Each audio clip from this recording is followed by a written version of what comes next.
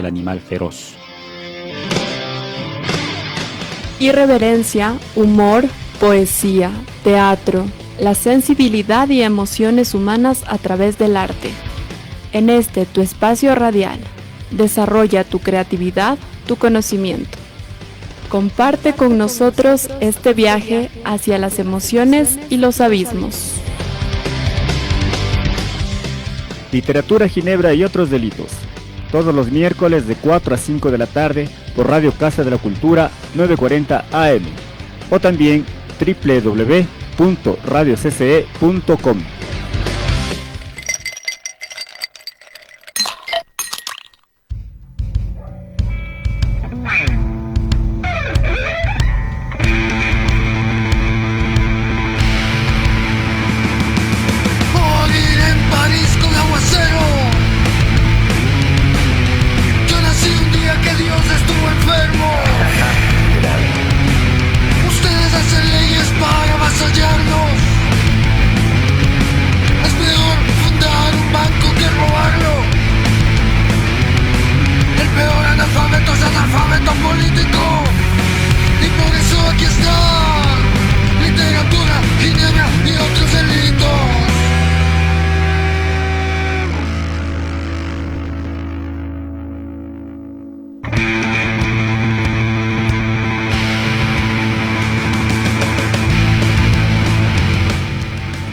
Ay, respondió Sancho llorando, no se muera vuestra merced, señor mío, si no tome mi consejo y viva muchos años, porque la mayor locura que puede hacer un hombre en esta vida es dejarse morir, sin más ni más, sin que nadie le mate, ni otras manos le acaben con las de la melancolía.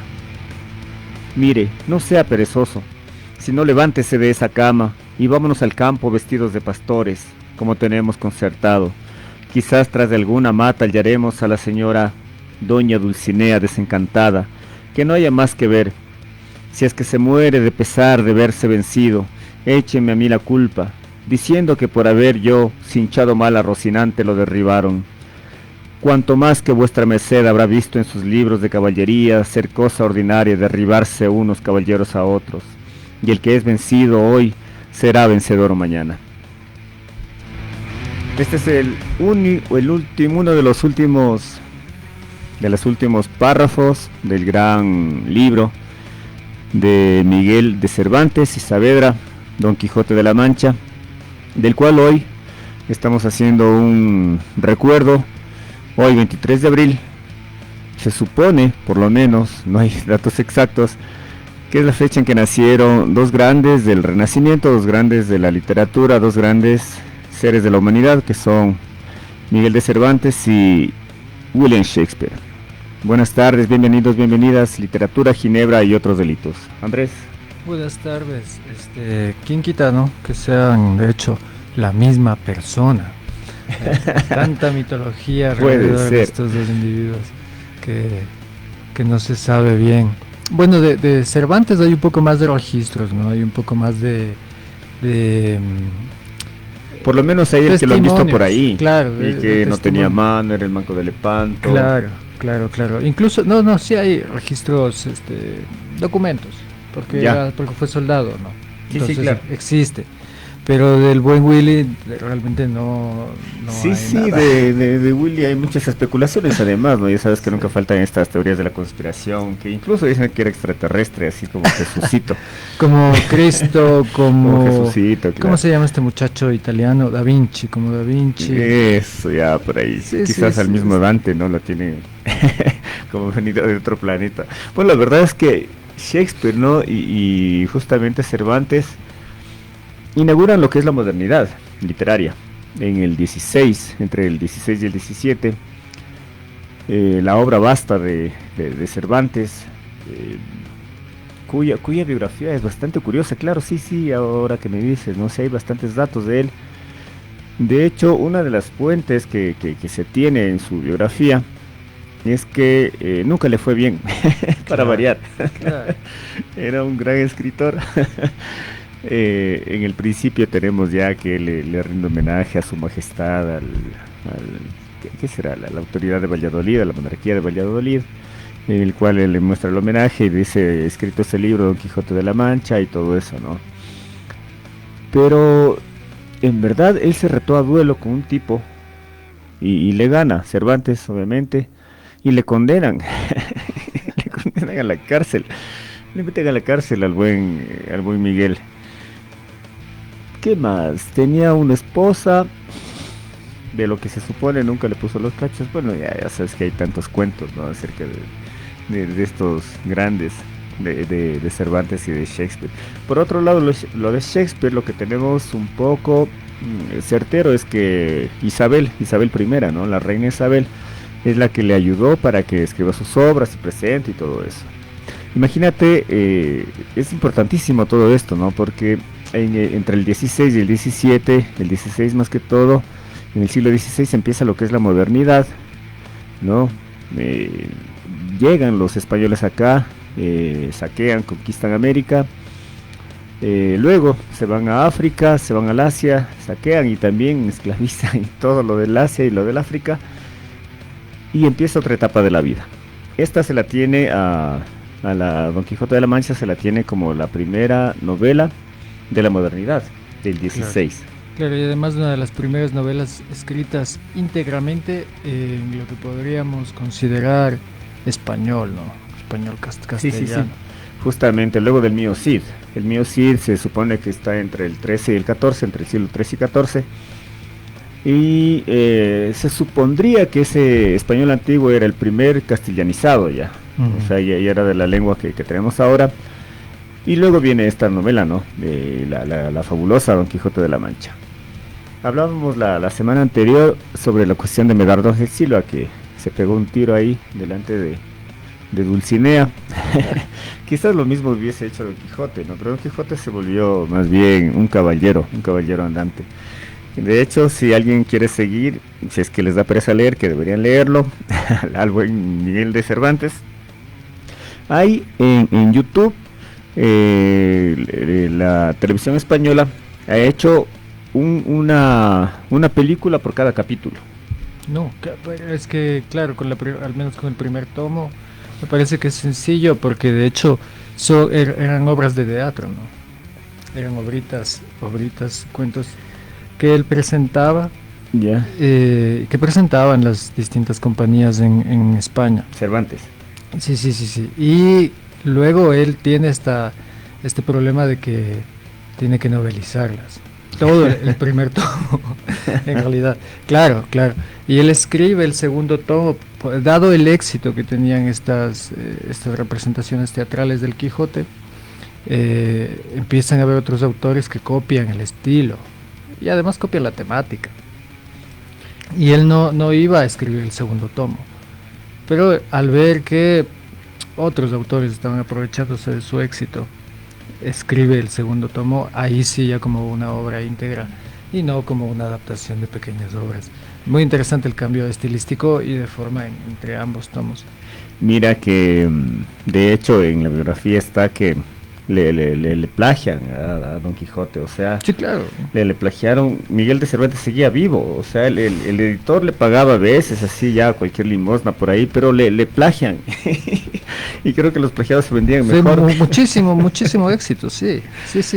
No sé. Hay una muy específica, no vale la pena nombrarla, porque tampoco me acuerdo, pero claro, hay una muy célebre y muy específica, que es de hecho la que motiva a que él escriba el segundo tomo, y que de hecho hay la anécdota, ¿no?, de que él estuvo a punto de retar a duelo, de volver a retar a duelo a este tipo que lo había plagiado.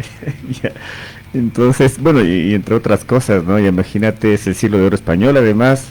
Claro, toda la literatura lindísima claro. que hubo en esa época, ¿no? También él tenía ciertas enemistades, ¿no? Sí, creo que un tipo bastante conflictivo. Debe haber sido un manco ahí que viene de la guerra y le tratan mal y empieza a escribir, le plagian, se va a duelo, de hecho lo expulsan de la casa por no pagar el arriendo. No sé, toda una tragedia, parece ecuatoriano. Pareciese un escritor ecuatoriano. Bueno, Imagínate que en la biografía, ¿no? Está que Lope de Vega, como te decía, el siglo de oro español, Lope de Vega era uno de los que relucían, ¿no? De los escritores, o sea, Fuente Ovejuna, todo el mundo le reconocía, en Valladolid, en el reinado de Valladolid, Francisco de Quevedo, Lope de Vega también andaban por ahí, pero Góngora, perdón, Garcilaso también, Garcilaso de la Vega. Sí. Entonces, Lope de Vega era como el gurú, ¿no? O sea, él definía quién se siente en mi mesa y quién no, qué tipo de escritores, y le dio a Cervantes. Era el Octavio Paz de su... viene Miguel de Cervantes y Lope de Vega le dice, no, tú no, retírate. No. Así es como la vida de don Miguel de Cervantes.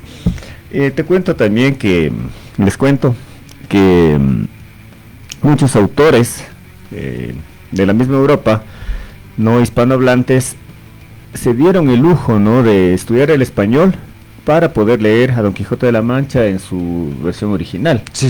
Entre esos está el buen Sigmund Freud, ¿no? Claro que sí. Sigmund Freud, está Canetti, Elías Canetti, el premio Nobel búlgaro, sí. Una maravilla, el tipo es un judío. De hecho, la familia de Canetti era judío sefardí, de los expulsados del judaísmo sefardí de España. Bueno, como Freud también. Cierto que también era judío, sí, pero claro. No sé si sefardí. Sí, claro, o sea, bueno, sefardí no es un término hebreo, no, de hecho es un término despectivo para todos los que, claro, para los para las familias judías que vagan fuera de la tierra prometida. Claro, no, aquí en el país, claro, acá justamente he visto en la literatura que se les llama judío errante, se usa. Justo aprovecho para mandar un saludo a varias gente que está escuchando, a Sebastián Ortiz, que está por venir también, qué bueno. A Jairo Reyes, justamente Jairo Reyes es Reyes Carrión, y el apellido Carrión son de descendencia judía sefardí, de la expulsión del 16, yo creo.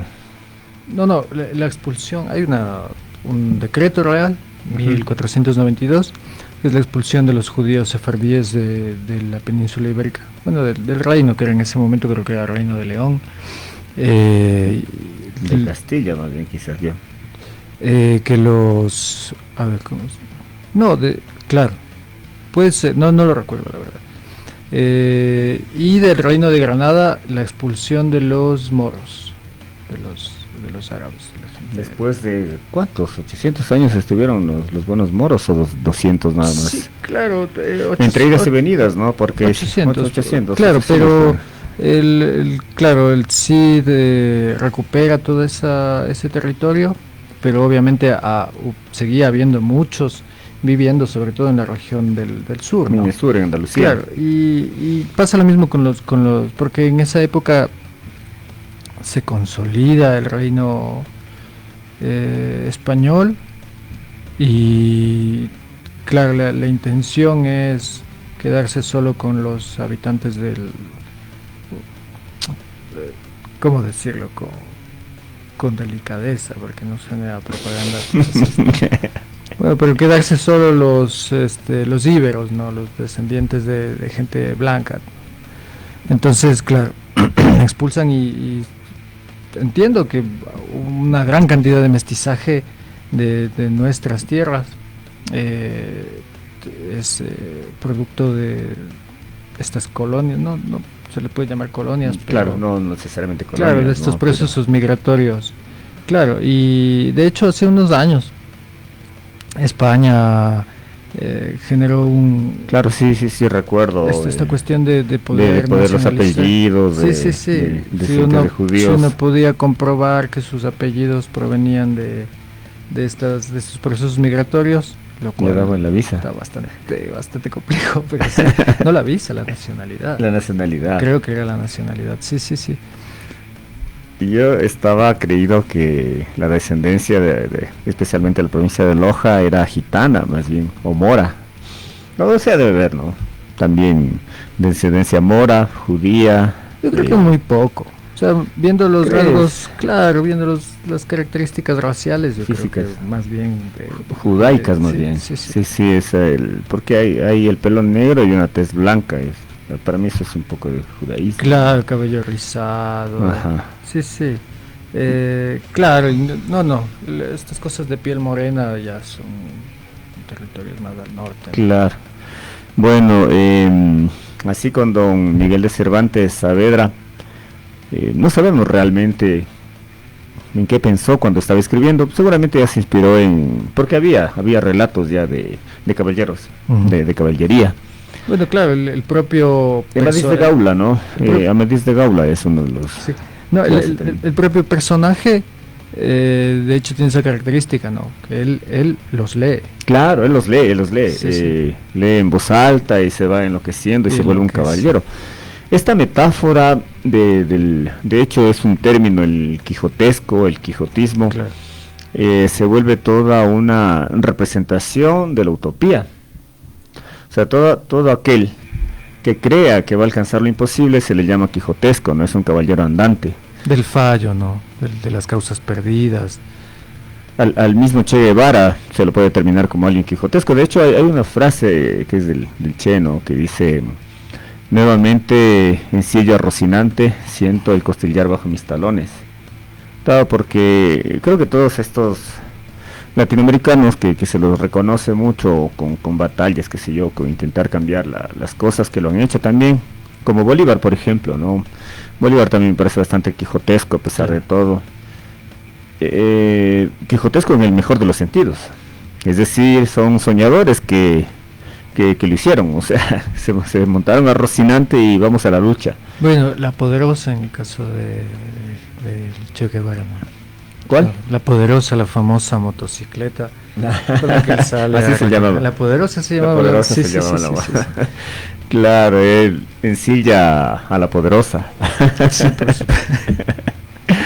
Bueno, así con don Miguel de Cervantes, la semana anterior ya tuvimos una cancioncita, creo que la vamos a poder repetir. El gran Alex le decimos la canción justamente de Joan Manuel Serrat, Vencidos, que es un poema de Luis Felipe de León, un poeta del siglo XX.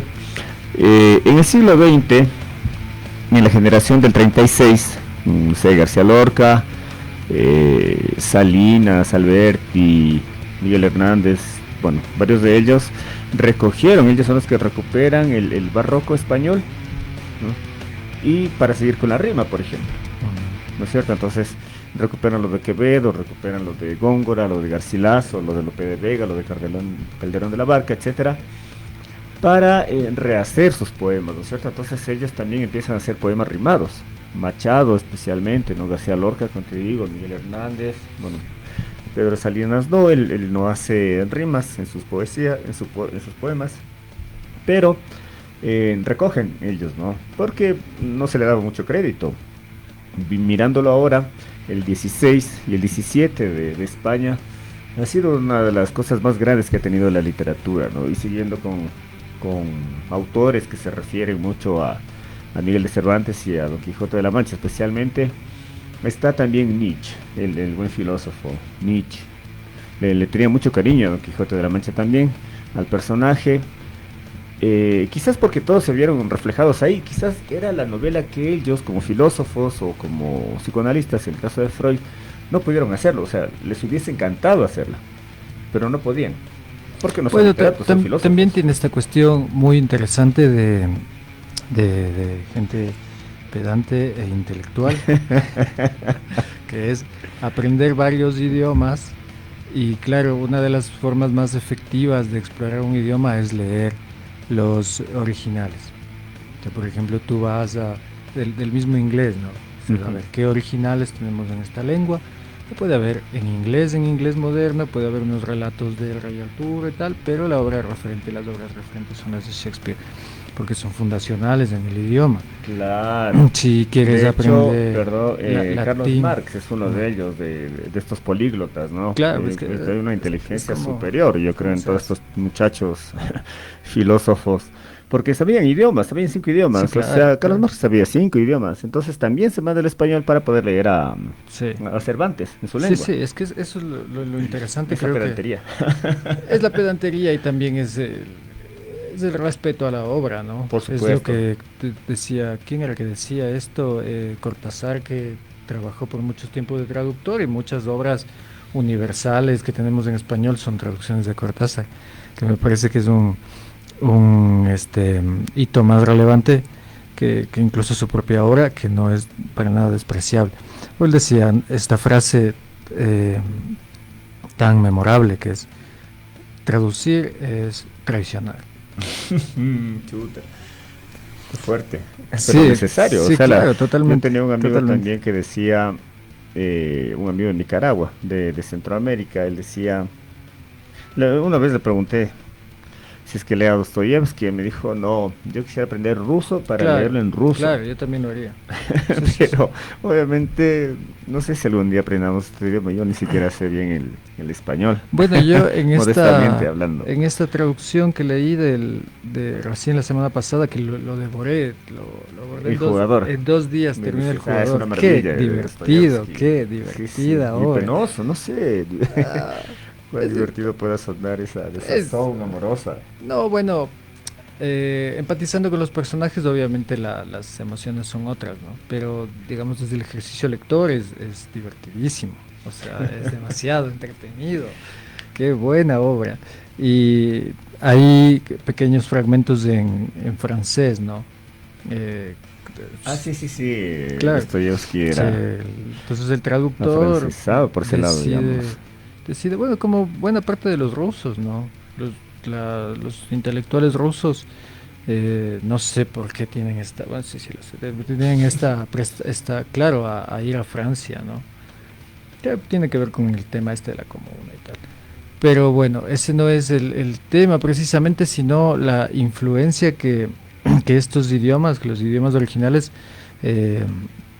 eh, tienen en la construcción de la cultura y de la civilización humana prácticamente, y de cómo un buen porcentaje del contenido de estos idiomas está presente en estas obras fundacionales. En el caso de Shakespeare, eh, más de 20.000 palabras que quién sabe si existían o eran un producto de la oralidad o que él se inventaba, y lo mismo con Cervantes, ¿no? Más de 20.000 palabras del español. Posiblemente muchas de ellas habrán caído ya en el desuso, otras habrán Ujú. sido transformadas en las reformas lingüísticas del español, pero claro, como tal, la gramática, la ortografía y buena parte del vocabulario, más de 20.000 palabras, que es muchísimo, las tenemos presentes en estas obras, y de ahí su relevancia histórica, además de la calidad que tienen, que es De bastante buena. calidad literaria, estética y justamente la parte humana. Hay que ser como de otro planeta, creo, para crear semejantes obras, ¿no? Tanto lo de Cervantes y lo de Shakespeare. Yo no sé, yo creo que es un tema también de sentarse y hacerlo. Sí, Si porque... fuera así, seríamos como Lisa Simpson. Hay un capítulo en Los Simpson en que Lisa dice, ah, por fin voy a ser una escritora. Se sienta, Sí, ya tiene la computadora en blanco, dice, ya, ya, y no sabe qué hacer, dice, ah, pero como escritora me tengo que ir a un café. Ahí quizás ya me inspiré, dice, ya la compu al café, tampoco le sale nada. claro, no, Esos son pero... mitos, lamentablemente, Andrés, tengo que decirte, no creo que sea tan fácil así de sentarse y bueno, de hacerlo. No, no, bueno, pero digamos, hay que sentarse a hacerlo. O sea, no importa qué tan genial seas, hay que sentarse a hacerlo. Hay que escribir. Ya tenemos Y, la canción, y maestro. toma tiempo. Ya, vamos con la canción. Cerrado. Vamos a repetirla porque justamente el párrafo que acabo de leer, Sancho le dice a Don Quijote que se levante, que vayan a seguir siendo pastores. Entonces el poema de Luis Felipe de León, cantado y hecho musicalizado más bien por Joan Manuel Serrat, refiere a eso, ¿no? De alguien que le dice, llévame en tu montura, yo también voy cargado de amargura, llévame para ser pastor. Ahí va Joan Manuel Serrat.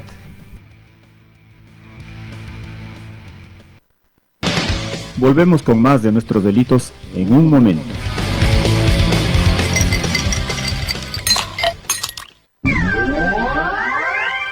Promocionales y publicitarios en Radio CCE. ¿Sonido grabando? Grabando. Todos los miércoles, 11 de la mañana, te esperamos en Cinemateca al Aire, en la radio de la Casa de las Culturas. Este espacio es para ti, que te gusta el cine nacional e internacional, y para todo el público interesado en actividades que ocurren en la Cinemateca Nacional del Ecuador Ulises Estrella. Estrenos, clásicos, preservación y restauración, entrevistas y nuestra cartelera semanal. No te lo pierdas. Cinemateca al Aire, todos los miércoles, 11 de la mañana, en la radio de la Casa de las Culturas.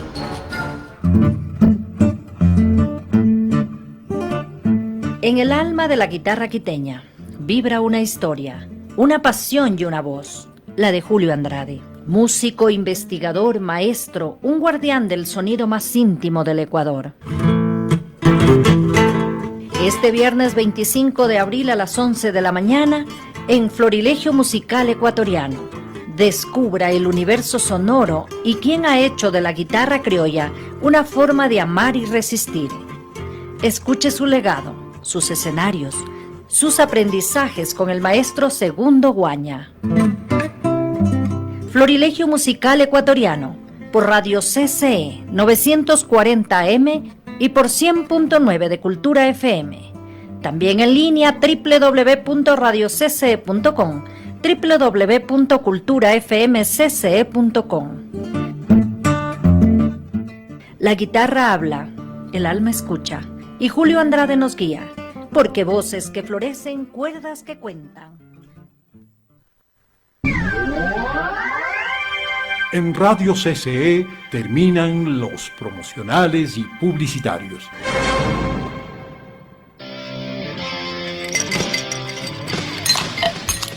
Después de 2 bocados de ginebra, ya estamos de vuelta.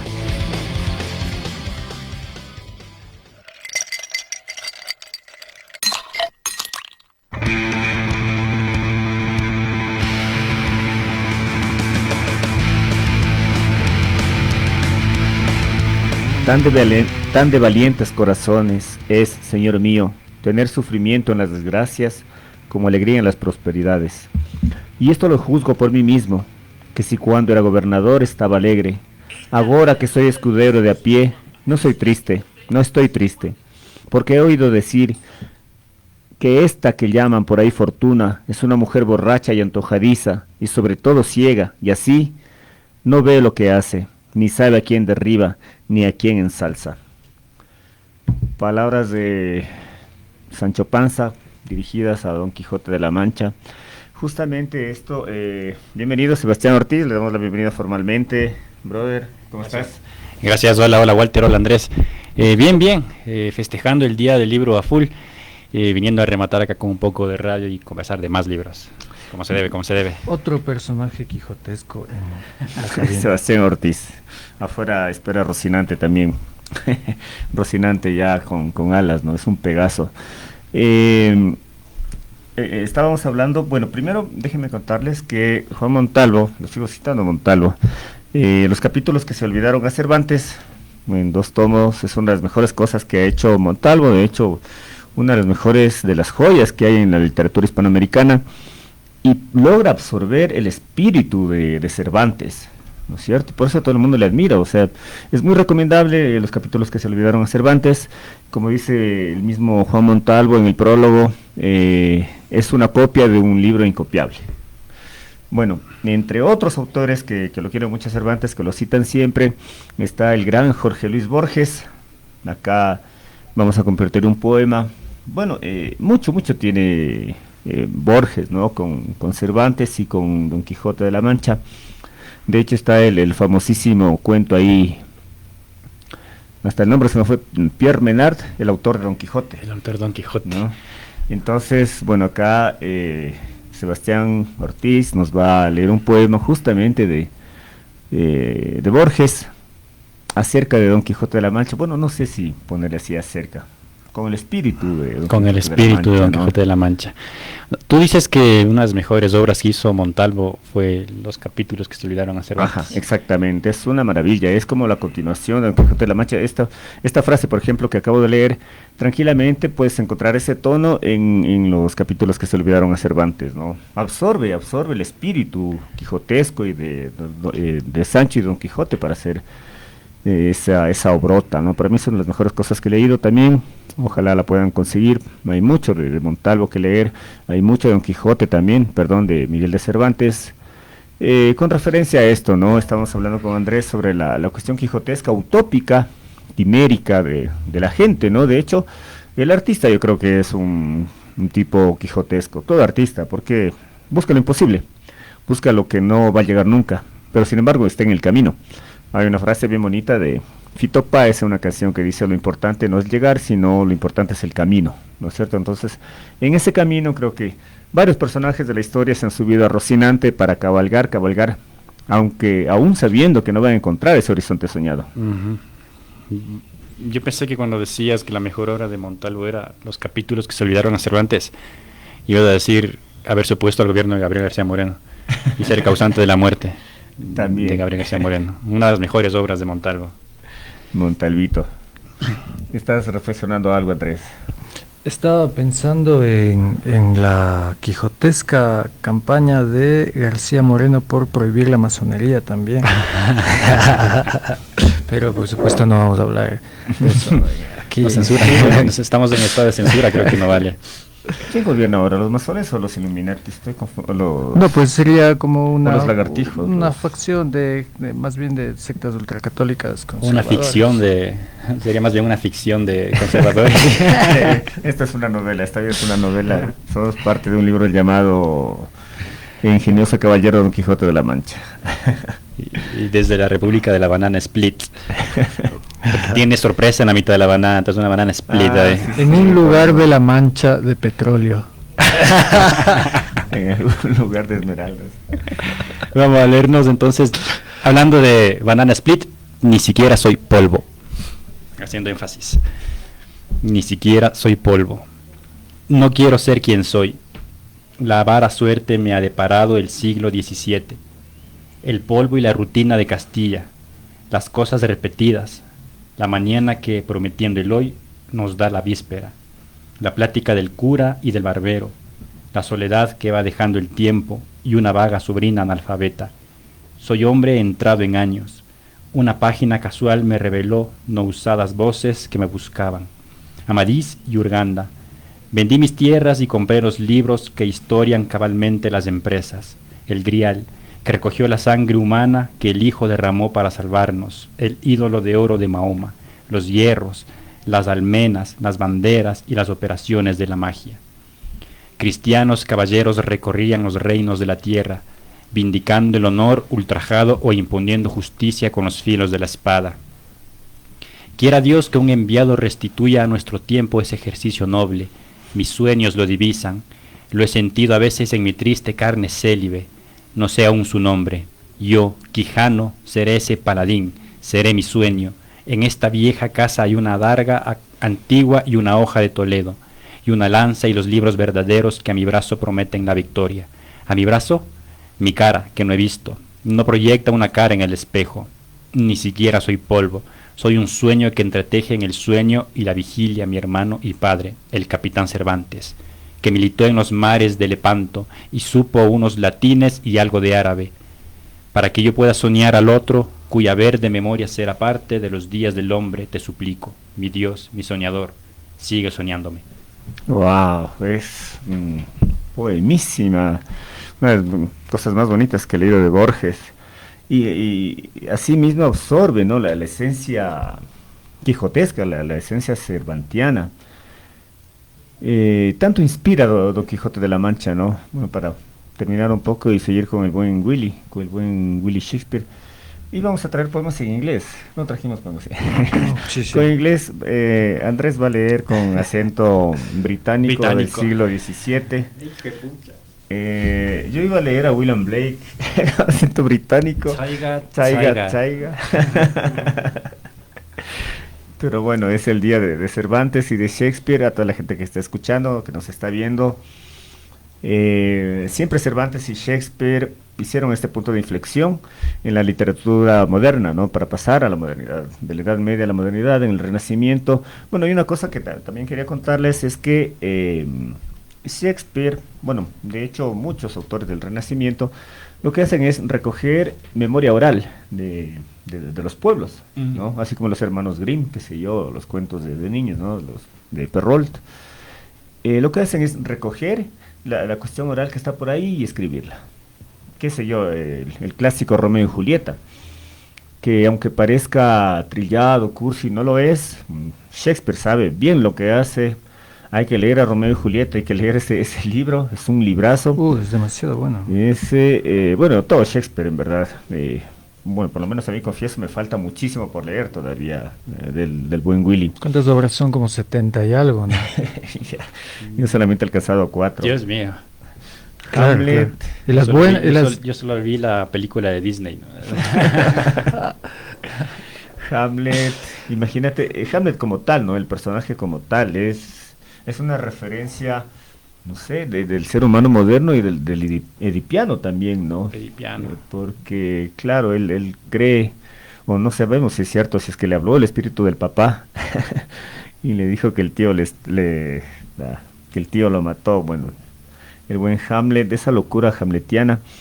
Acordémonos también que en el tiempo de Shakespeare, obviamente la Edad Media carcomió toda Europa. Por lo tanto, en el teatro no podían actuar mujeres, solamente hombres.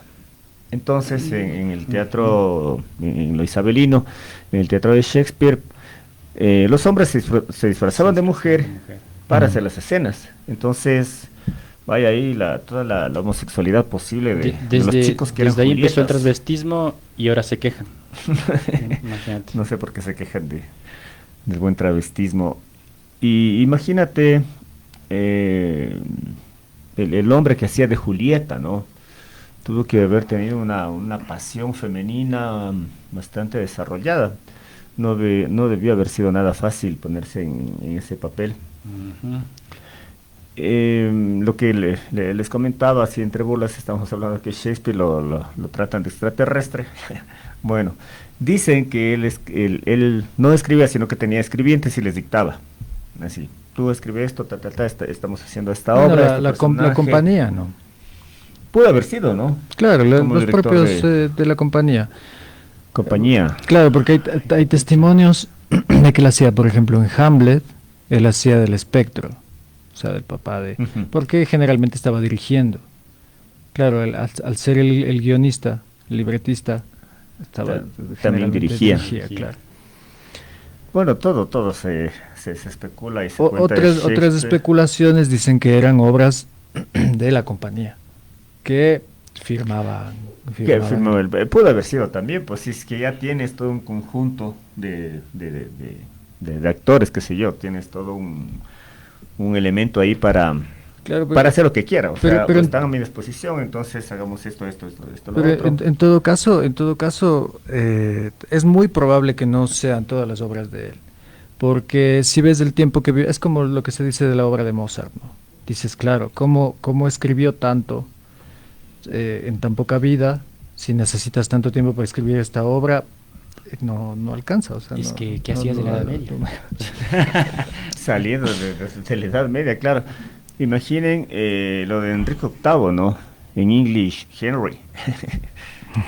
¿Cómo se dice octavo en inglés, maestro? Hately.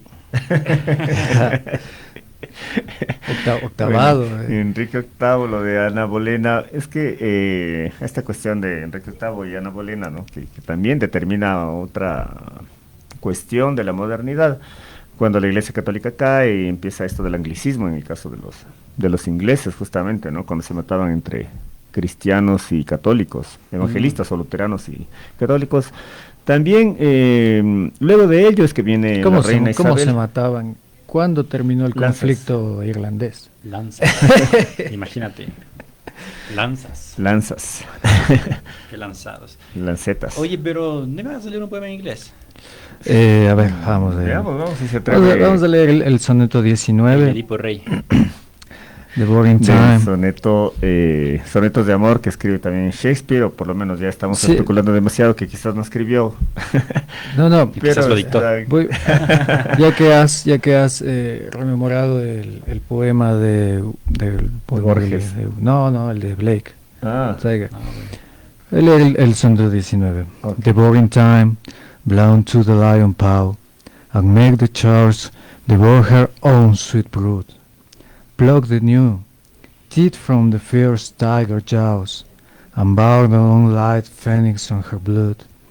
Make glad and sorry seasons, and two fleets, and do weather too wild, swift-footed time, to the wide world and all her fading sweets. But I forbid the one most heinous crime, O carp, not with thy hours my love's fire brew. No trout, no lines, there's with thine antique ping, him in the time course, entitled to allow, for beauty's pattern to setting men, yet do thy words all time, despite that wrong, my love shall, in my verse, every life young. Voy a leer la traducción. Very good. Soneto 19. Embota voraz tiempo las garras del león, y devore la tierra su dulzura progenia. Arranca los colmillos de la boca del tigre y sepulta el longevo fénix entre su sangre. Haz dichosas y asiagas edades a tu paso, o lo que se te ocurra.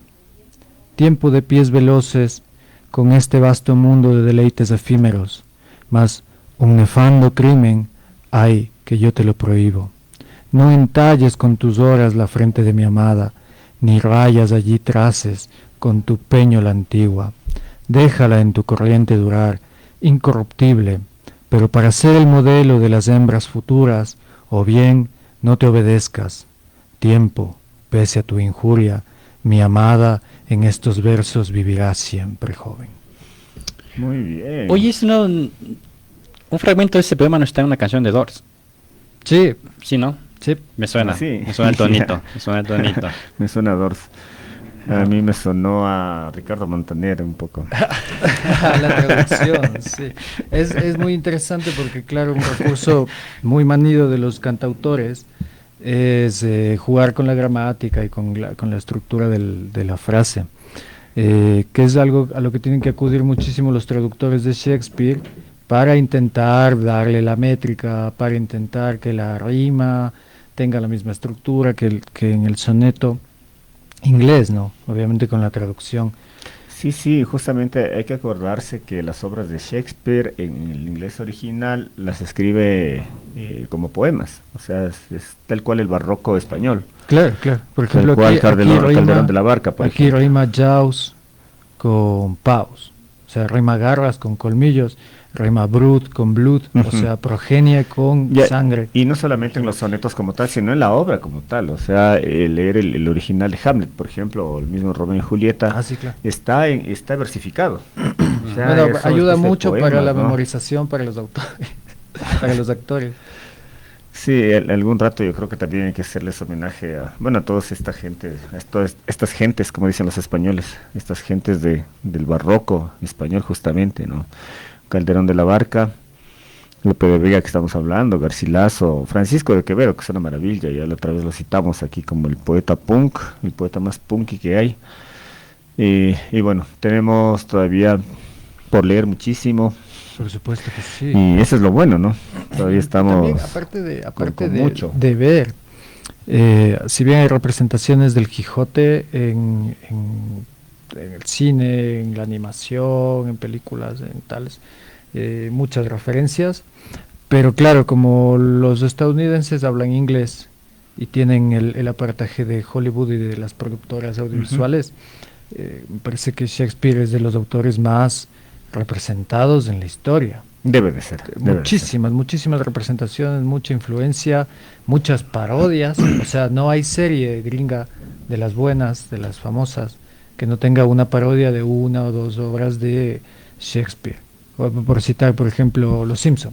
Tienen una de Hamlet, tienen de Romeo y Julieta, y todas las series, ¿no? Las tienen. Es muy interesante y creo que también tiene que ver con la estructura teatral de Shakespeare. O sea, era una época en la que el teatro tuvo muchísimo éxito, extrañísimo, porque hubo un auge del teatro mientras él vivía, duró como 70 años de ese auge del teatro, donde se siguieron representando obras de él y de otros autores, y que terminó por las mismas. Y luego se prohibió porque los trabajadores de los campos y de los burgos se iban a mediodía en representaciones a la luz del día, se iban a plena luz del día a las afueras de la ciudad, porque el teatro era algo marginal y lumpen, a ver las obras y luego volvían al trabajo.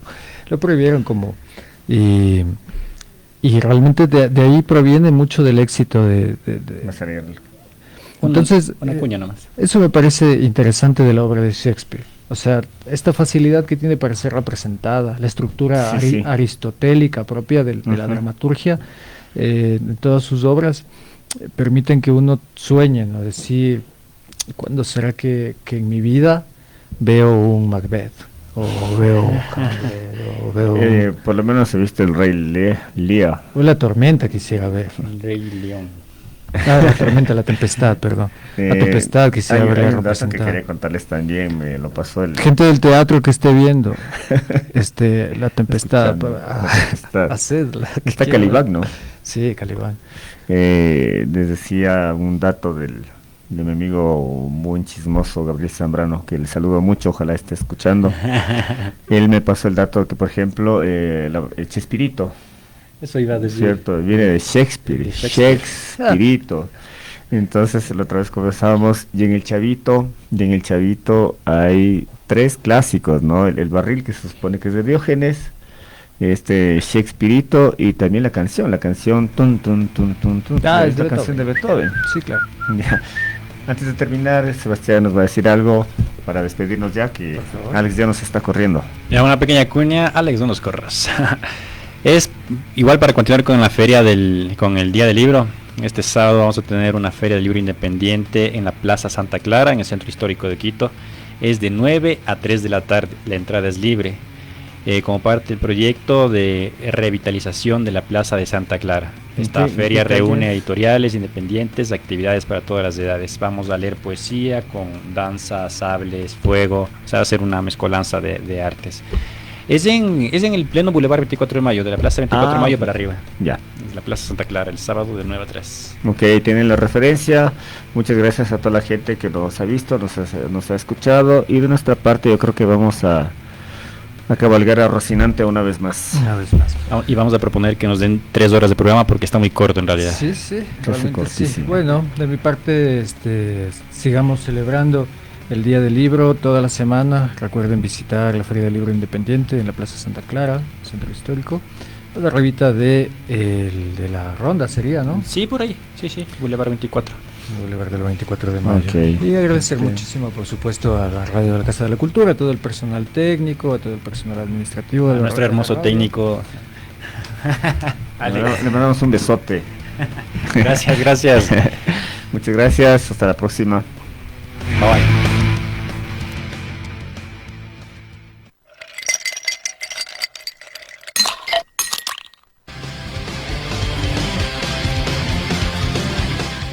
El próximo lunes les esperamos aquí, entre poesía, teatro, ginebra y más delitos. Hasta entonces. Programa de clasificación A. Apto para todo público.